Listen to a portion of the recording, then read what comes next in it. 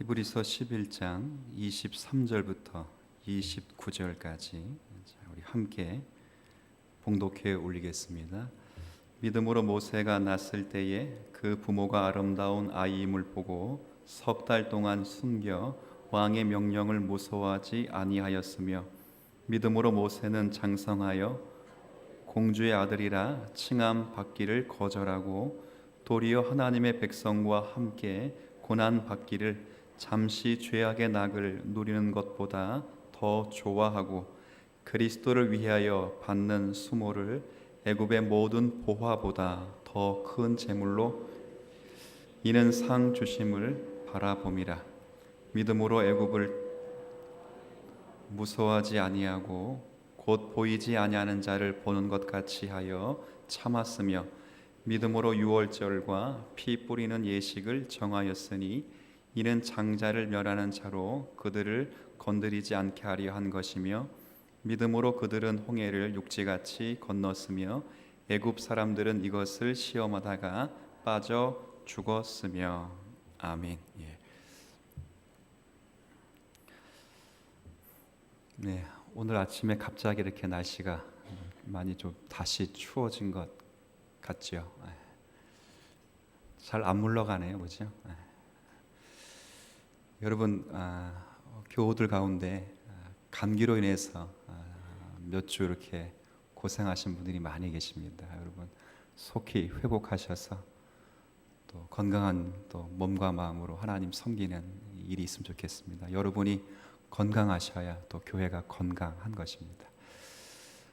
우리가 계속 히브리서 11장에 믿음의 선진들을 살피면서 믿음이 무엇인가에 대해서 이렇게 생각해 왔습니다.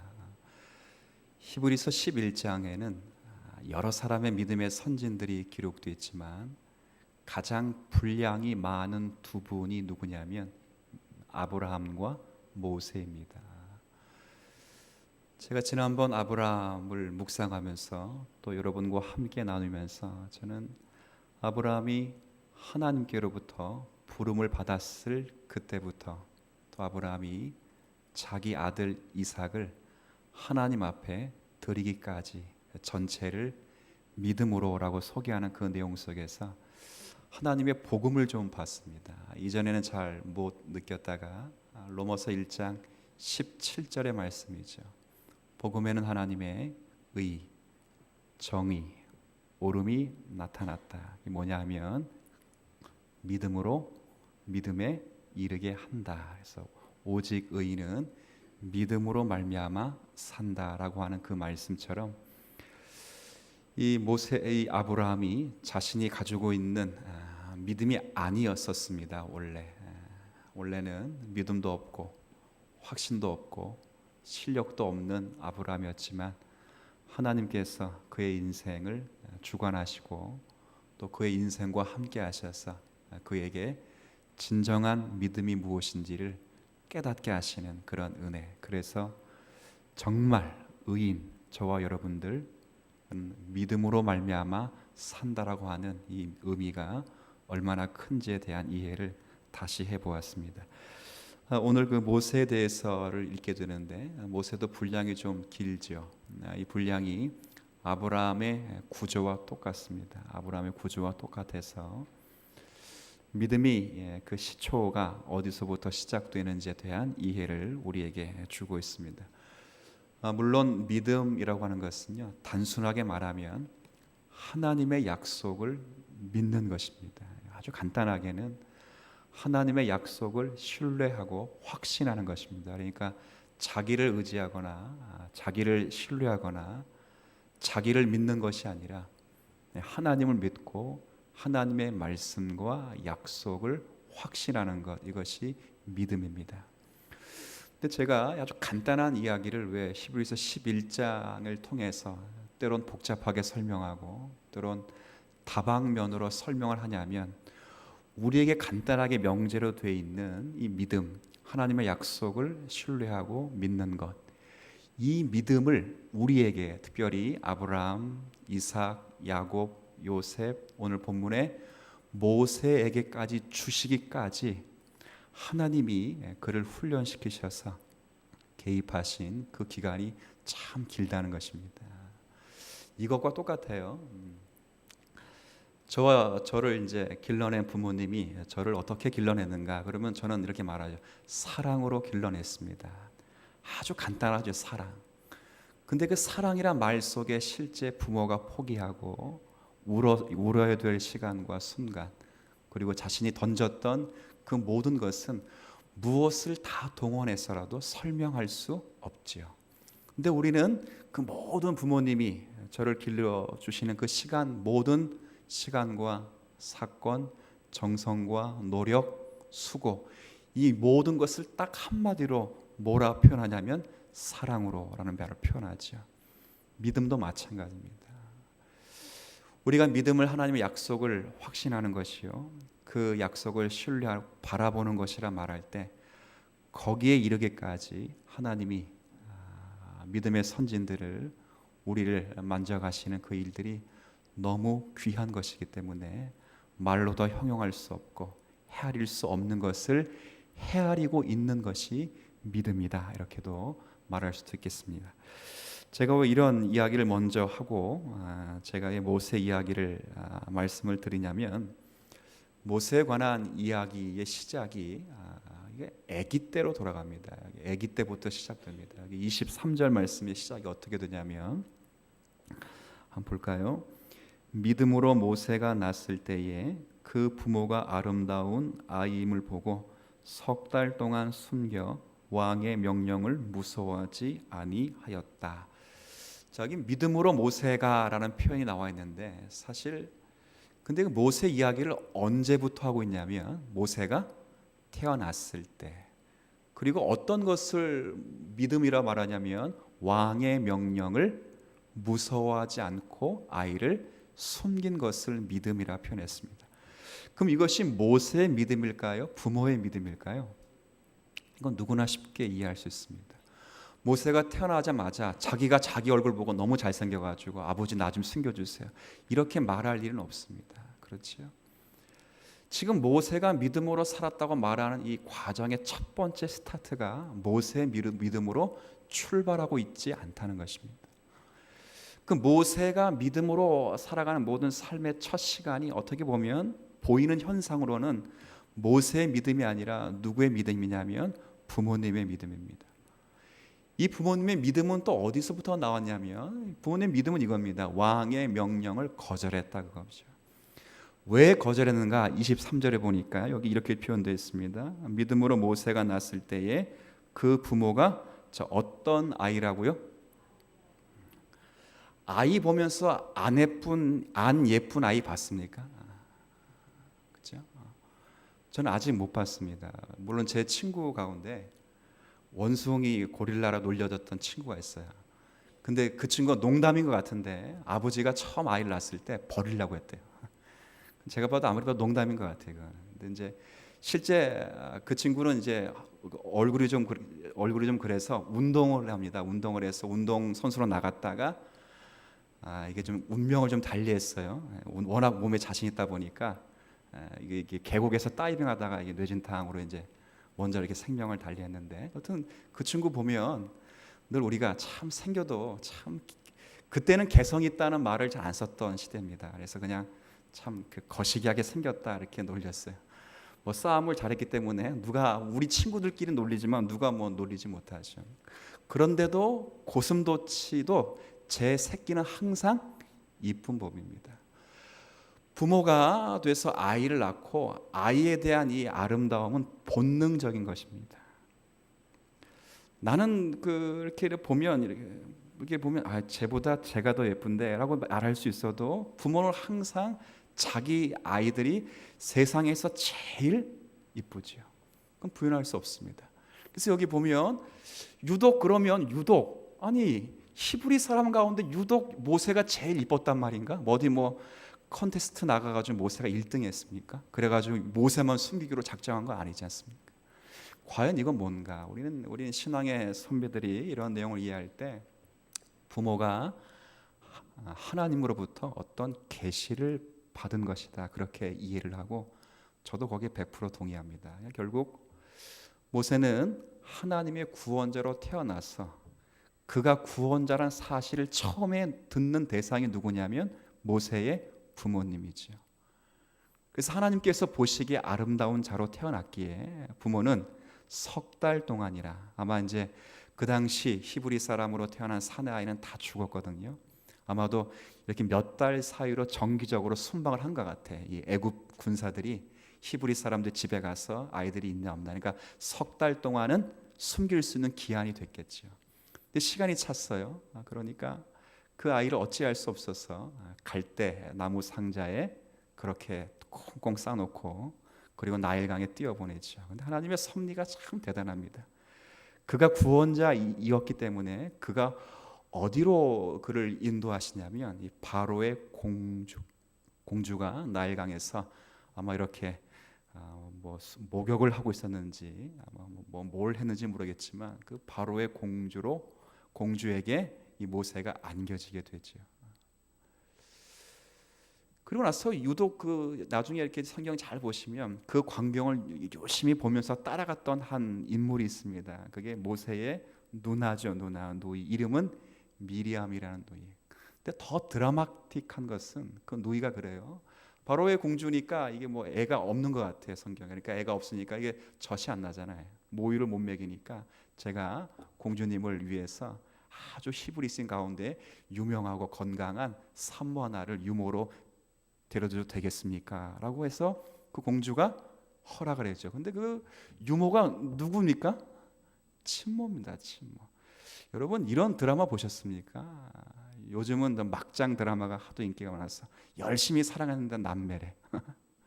그렇죠. 열심히 사랑하고 열심히 뭐 죽고 못 사는데 남매라 그러고 그렇죠. 그 드라마보다 더 재밌는 드라마죠. 하나님의 섭리죠. 이건 누가 그렇게 하셨는가 그거죠. 이 부모가 그 아이가 너무 아름다워서 그 아이를 숨겼다 그러는데 이것은 결국 모세가 믿음의 결정, 믿음의 사람이 되기까지 그 믿음을 태동시킨 근원과 근거가 있다 그 말이죠.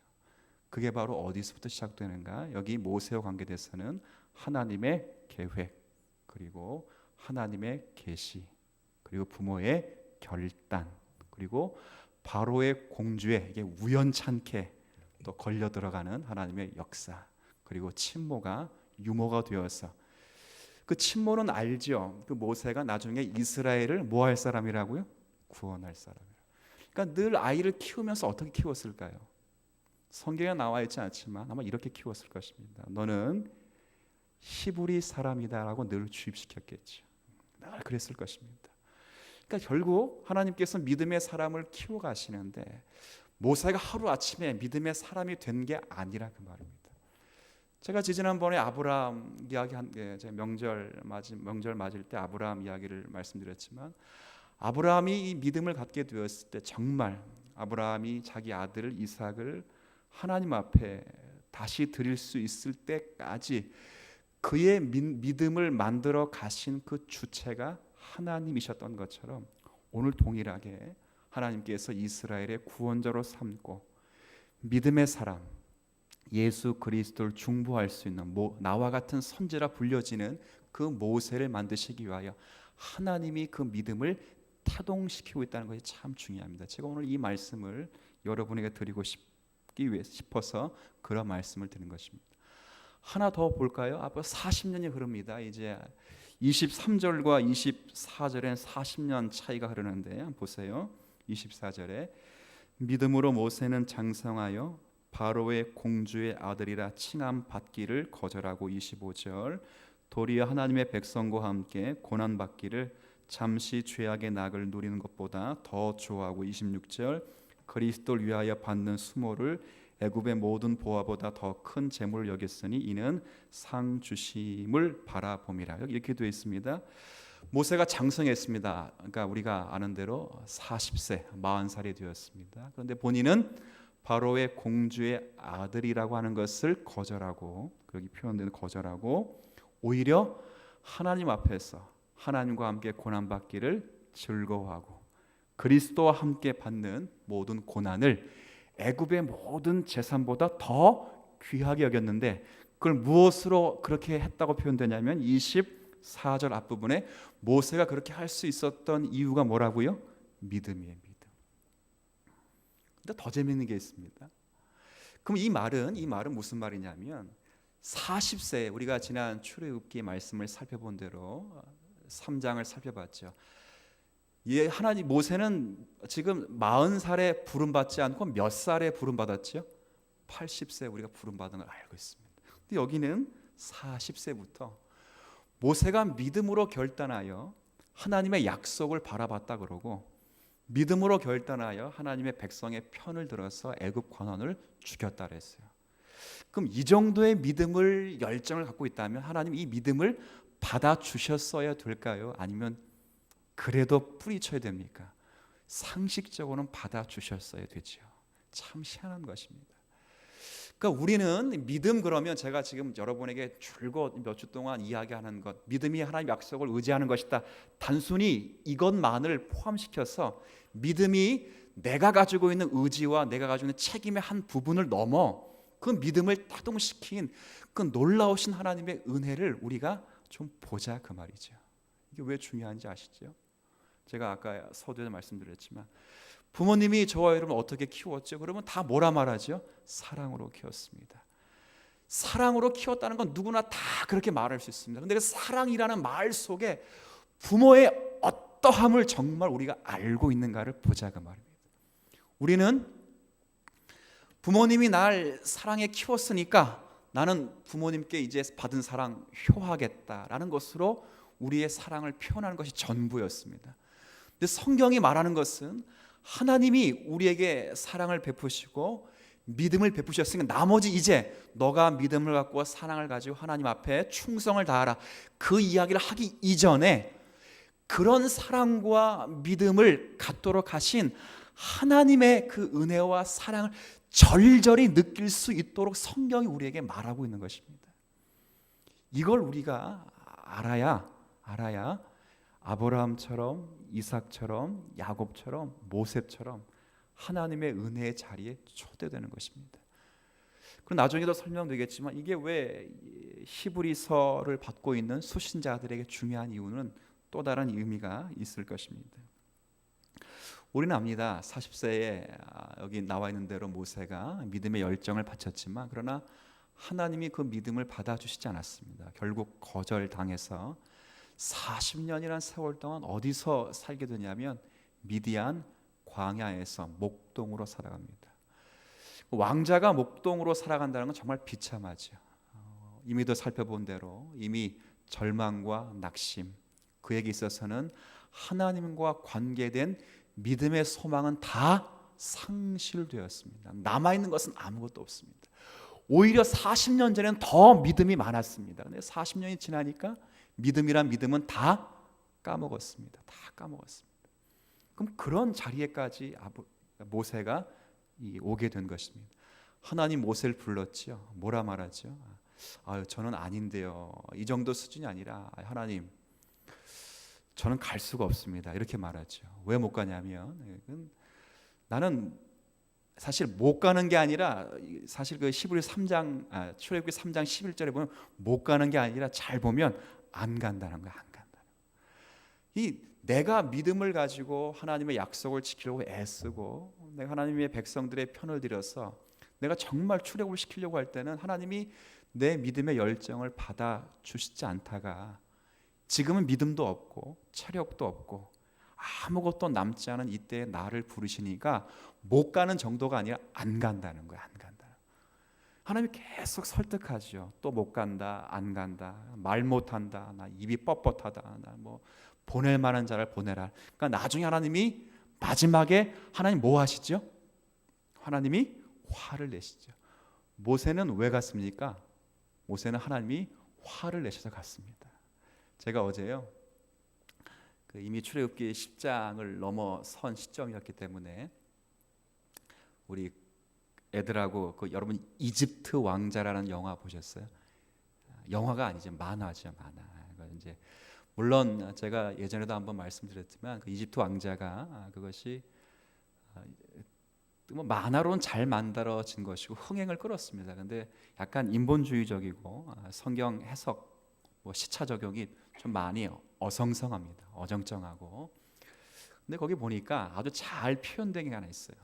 하나님이 모세를 이렇게 부르시는데 모세가 어떻게 가게 되는가를 힌트를 주는데 마지막에 대단히 모세가 두려워해서 어쩔 수 없이 가는 것처럼 그려놨습니다. 그건 잘 그려놨어요. 그건 잘. 예전에 그냥 아주 그냥 오래전에 볼 때는 못 느꼈는데 다시 보니까 아주 그냥 잘 그려놨죠.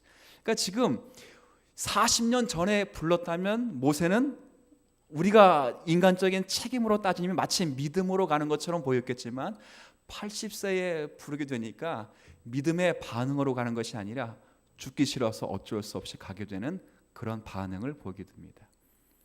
근데 이걸 가지고 뭘 지금 계속 말하고 있느냐라고 말할 때 하나님은 그 히브리서의 편지를 받고 있는 대상도 마찬가지고 우리도 마찬가지지만 모세가 처음부터 믿음의 사람이 아니었다는 것을 말합니다. 그리고 아브라함도 처음부터 믿음의 사람이 아니었다고 말해요. 이게 왜 중요한지 아시죠? 우리는 아브라함 그러고 모세 그러면 그는 믿음의 사람이라고 단정해서 믿음 그러면 항상 믿음을 소유하고 있는 저 혹은 여러분이 책임으로서 해야 될 어떤 일들적인 면에서 우선순위를 두게 됩니다. 그럼 모두가 다 어떻게 되냐면 실패한다 그 말이에요. 누가 실패했듯이 아브라함이 실패하고 또 누가 실패했듯이 모세가 실패하고 계속 실패를 한다. 그러면 믿음을 우리가 진정으로 알 수 없다는 거죠. 우리가 정말 믿음이라고 말하고 하는 이 믿음은 우리가 아까도 제가 서두에도 분명히 말씀드렸어요. 하나님 약속을 신뢰하는 것이요 하나님을 붙잡는 것인데 이 믿음을 주시기까지 우리에게 끊임없이 찾아오시고 우리의 인생 속에서 그 믿음을 붙잡도록 개입하시는 하나님의 그런 어떠하심을 보라 그 말입니다. 그거를 알고 믿고 우리가 누려야 우리가 믿음의 반응을 잘 볼 수 있다. 그 성경은 그 이야기를 하고 있는 것이죠. 조금 뭐 이렇게 어렵지는 않은데 이것이 본문이 좀 낯선 것이기 때문에 어렵게 들려질 수 있을 것 같아요. 오늘 본문도 마찬가지입니다. 모세를 믿음의 사람으로 키워갈 때 그 시작이 모세에게 있지 않다는 거죠. 하나님의 계획과 그것이 또 계시로 알려지고 부모의 결단과 바로의 공주 그리고 여러 가지 선을 이루시는 하나님의 수단 그리고 목적에 동원돼서 모세를 하나님의 사람으로 키워가서 어디까지 이르게 되냐면 한번 27절 28절 보세요. 자 27절 28절 제가 읽습니다. 믿음으로 애굽을 떠나 왕의 노함을 무서워하지 아니하고 곧 보이지 아니하는 것 자를 보는 것 같이 하여 뭐에 따랐죠? 참았으며 모세는 참았습니다. 28절 믿음으로 유월절과 피 뿌리는 예식을 정하였으니 이는 장자를 멸하는 자로 그들을 건드리지 않게 하려 한 것이라. 이거 오늘 어제 살피던 유월절과 그 다음에 또 그리고 홍해 바다를 가르기 전에 그 사건들의 내용이죠. 이게 뭐죠? 이 믿음이 여기서 믿음은 뭡니까? 다른 게 아닙니다. 여기서 믿음은 달리 길이 있다 없다? 없다는 것까지 같다 그 말입니다. 여기 27절 28절의 말씀은 다른 게 아니라 달리 길이 안 보이는 데까지 가서 결국 하나님만이 나의 진정한 길이 되신다는 것을 인정할 수밖에 없는 상황까지 모세가 몰림을 받았다 그 말이죠. 이게 신앙의 걸음이라 그 말입니다. 우리는 왜 제가 이런 말씀을 거듭 말씀드리냐면 믿음 그러면 대단히 멋있게 생각을 합니다.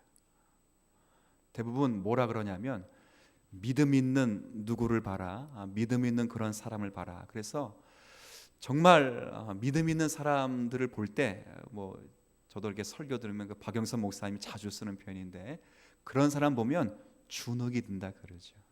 여러분 그 부모가 교육을 할 때 자녀 교육을 할 때 엄친아 있죠. 엄친아 되게 친한 그 아이 꼭 누구 집 누구 애를 봐라. 걔는 뭐 학원도 얼마 안 보내는데 너보다 말 잘하고 공부 잘하고 뭐 그렇게 말하면 그 아이 그 딸 아이가 아들 아이가 공부할 때 자신감이 생기나요? 주눅이 생기나요? 주눅이 생기죠. 지금 히브리서 편지를 받고 있는 성도들에게 그 이야기를 하자는 것이 아닙니다. 히브리서 편지를 받고 있는 성도들은요, 믿음 때문에 뭘 경험하고 있죠? 실패를 경험하고 있습니다. 믿음 때문에 죽음을 경험하고 있습니다. 믿음 때문에 좌절과 아픔을 경험했습니다. 그러나 믿음으로 말하고 있는 모든 내용에 너와 같은 좌절과 슬픔과 아픔은 아브라함도 경험한 것이고 모세가 경험한 것이다. 그런데 그 하나님의 믿음의 역사는 그것 경험한 것으로 끝나지 않았다는 것을 말씀드리고 싶은 것입니다.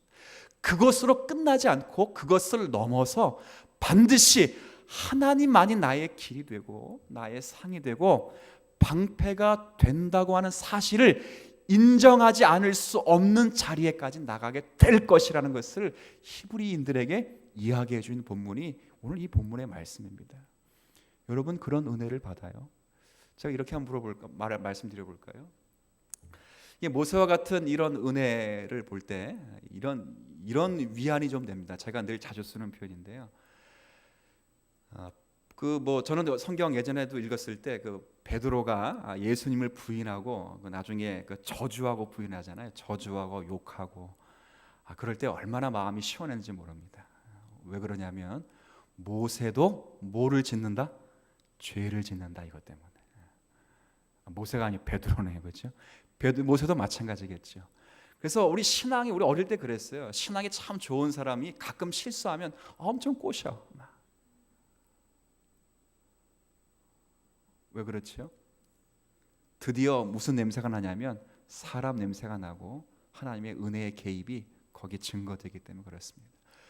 근데 우리는 이 믿음이라고 하는 이 모든 내용들을 어떻게 만들어 놓았냐면 하나도 넘어감이 없이 자신의 의지와 책임으로 똘똘 뭉쳐서 하나님 앞에서 멋진 결과를 만들어내는 것을 믿음으로 알았어요.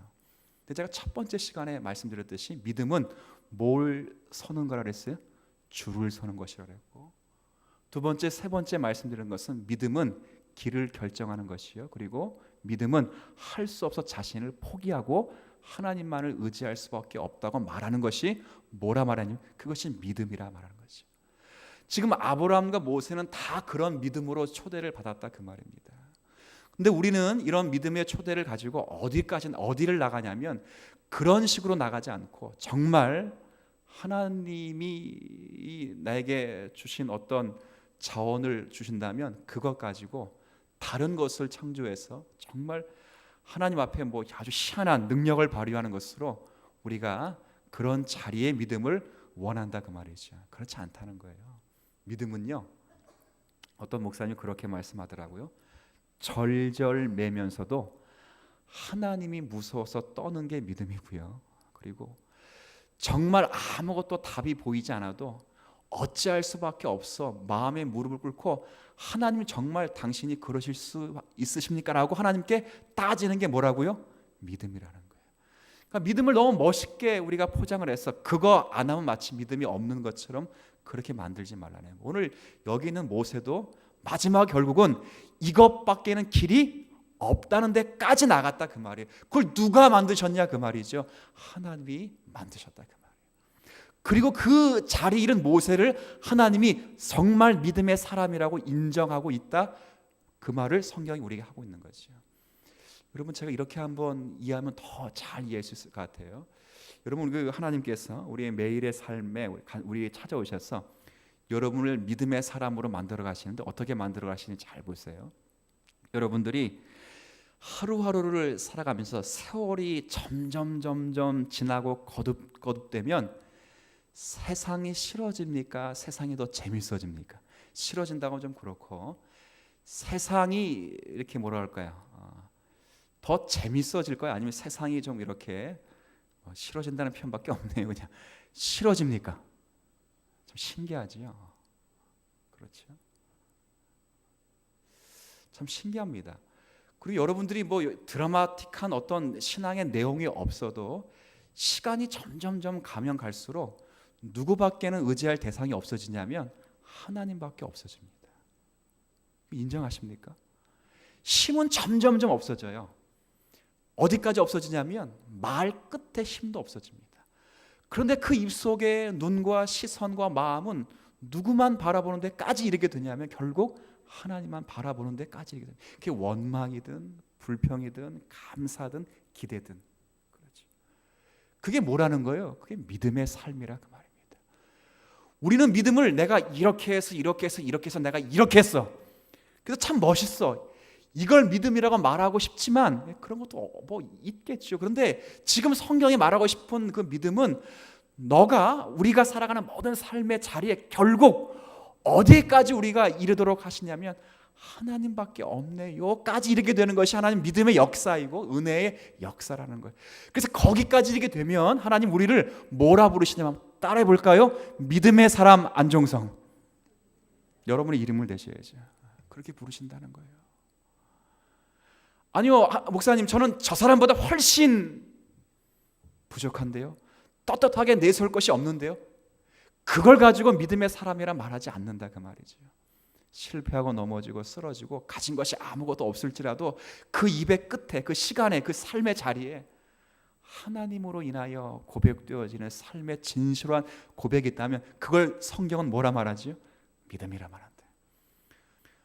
누가 거기까지 인도하셨냐 그 말이에요. 하나님이 인도하셨다는 거예요. 주님은 그걸 보세요.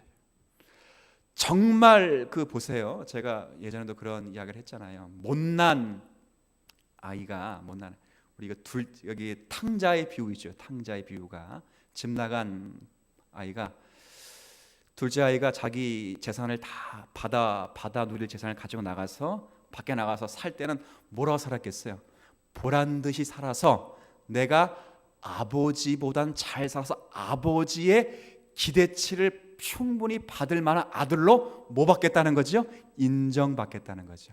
근데 인정받기는커녕 쫄딱 망했습니다. 근데 아버지는 그걸 망한 것으로, 그러니까 그 성공해서 돌아온 것을 인정하지 않고 망한 상태에서 아버지의 지난날의 사랑을 고백하여 아버지밖에 없다라고 한 그 고백을 더욱더 인정해서 아들을 받지요. 그래서 잃어버린 아들, 죽은 아들이 다시 살아왔다고 인정하는 것입니다. 신앙은 그런 것이라는 거죠. 제가 여러분의 힘을 꺾자는 게 아닙니다. 힘을 꺾자는 게 아니에요. 여러분이 정말 여러분이 결단하고 있는 이 믿음을 가지고 세상에 나갈 때 승리만 있지 않다는 겁니다. 그렇죠. 지금 우리가 출애굽기 일부죠. 출애굽기가 제목이 뭐로 되어 있어요? 출애굽기 되어 있기 때문에 출애굽하는 게 전부인 줄 안다니까요. 아니에요. 출애굽은 12장 13장이 끝납니다. 쪽납니다. 나머지 많은 장은 어디에 가는 여행이지요? 가나안. 그 모든 여행에 하나님이 함께 하시는 인도하심, 구름기둥, 불기둥 인도하신 그 과정이 좋은 곳만 있잖아요. 모든 이스라엘 백성이 다 뭐 하는 데만 있죠? 실패하는 데만 있어요. 실패하는 데. 근데 왜 그렇게 인도하시는 거예요? 정말 믿음이 무엇인지를 보여주고 싶은 거예요. 만약에 출애굽 딱 해가지고 가나안 땅에 바로 들어갔어요. 누가 들어갔다 말할까요? 누가 들어갔다 말할까요? 뺑뺑이 쫙, 뺑뺑이. 그러면 누가 들여보냈다고 말하죠? 하나님이 들여보냈다고 말하죠. 이걸 이해하시겠습니까? 이걸 이해하는 것이 뭐냐면 믿음의 삶이라 그겁니다. 신앙생활은 그래서 조금 더 생각을 하는 것입니다. 우리는 너무나 1 더하기 1은 2라는 것을 너무도 신앙생활 잘했습니다. 그래서 1 더하기 1은 2인데 이 사람은 1 더하기 1을 아직도 못해서 맨날 0이 되고 3이 되는 걸 이해 못했어요.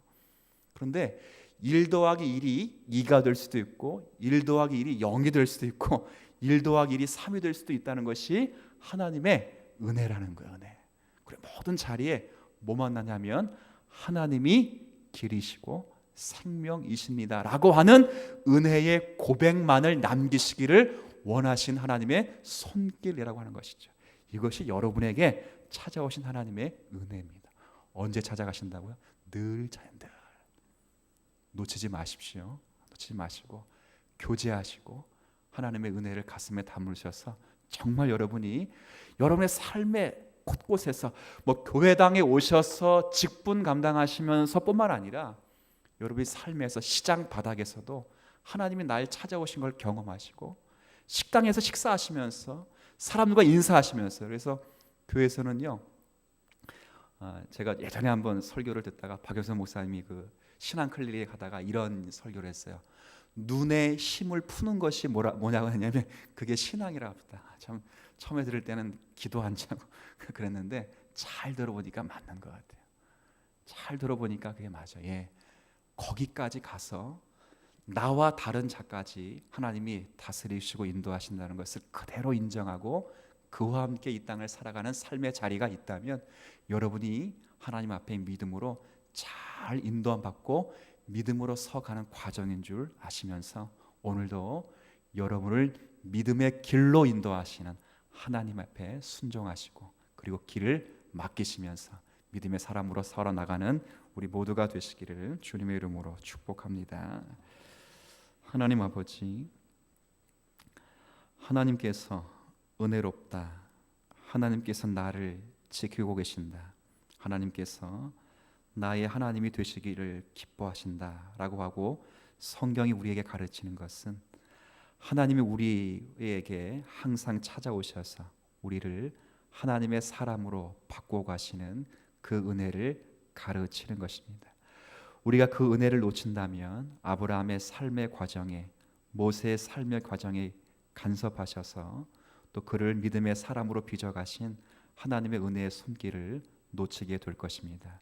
삶의 다양한 또 삶의 자리에서 매일매일의 순간의 삶에서 나를 찾아오신 하나님을 늘 가슴에 모시게 하시고 말씀과 기도로 하나님의 사람으로 빚어지며 최선을 다하여 하나님이 원하시는 뜻 가운데 살아가기를 기뻐하는 성도들의 삶이 되게 하여 주옵소서. 그리하여 이런 은혜가 반드시 우리를 하나님만이 나의 상이 되시고 방패가 되시며 요새가 되시고 전부가 되시며 길이 되신다는 사실 앞으로 인도해 낼 것을 확신하며 우리가 그 자리에 서기까지 또 충성하며 인내하는 믿음의 성도들이 되게 하여 주옵소서. 한 주간 동안 남은 또 날들을 믿음으로 살길 원합니다. 믿음의 주인 되시고 그 믿음을 온전케 하시는 예수님만을 바라보게 하시고 항상 믿음 가운데 또 하나님 앞에 나아갈 때 우리 모든 성도를 은혜로 세우셔서 넉넉히 이 땅을 살아가도록 모든 가정과 심령을 축복하여 주옵소서. 예수님의 이름으로 기도 올리옵나이다. 아멘. 하늘에 계신 우리 아버지, 아버지의 이름을 거룩하게 하시며 아버지의 나라가 오게 하시며 아버지의 뜻이 하늘에서와 같이 땅에서도 이루어지게 하소서. 오늘 우리에게 일용할 양식을 주시고 우리가 우리에게 잘못한 사람을 용서하여 준 것 같이 우리 죄를 용서하여 주시고 우리를 시험에 빠지지 않게 하시고 악에서 구하소서. 나라와 권능과 영광이 영원히 아버지의 것입니다. 아멘.